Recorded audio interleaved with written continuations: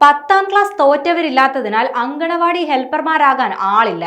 10ാം class പരാജയപ്പെട്ടവർക്ക് മാത്രം അപേക്ഷിക്കാൻ കഴിയുന്ന അങ്കണവാടി ഹെൽപ്പർ തസ്തികയിലേക്ക് അപേക്ഷകരെ കിട്ടുന്നില്ലെന്ന പരാതി രൂക്ഷമായി ഉയരുകയാണ്. മലപ്പുറം ജില്ലയിലെ കോട്ടയ്ക്കൽ നഗരസഭയിലാണിത്. 10ാം ക്ലാസ് വിജയിച്ചവർക്ക് അപേക്ഷിക്കാൻ കഴിയില്ലെന്ന നിബന്ധനയാണ് വേണ്ടത്ര അപേക്ഷകരെ കിട്ടാത്ത അവസ്ഥയുണ്ടാക്കുന്നത്.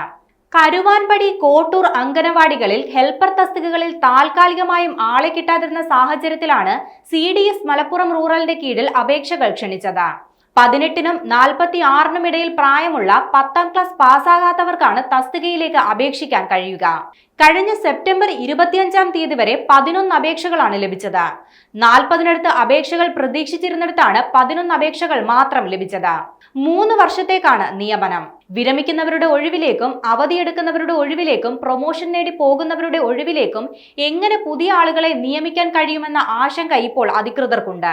ഇതോടെ കുട്ടികൾ കുറവുള്ള അങ്കണവാടികളിലെ ഹെൽപ്പർമാരെയും താൽപര്യമുള്ള വിരമിച്ചവരെയും പരിഗണിക്കേണ്ടി വരുന്ന അവസ്ഥയുണ്ട്.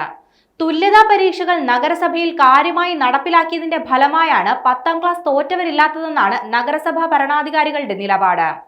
അതിനാൽ തന്നെ മാനദണ്ഡത്തിൽ മാറ്റം വരണമെന്നും അവർ ആവശ്യപ്പെടുന്നുണ്ട്.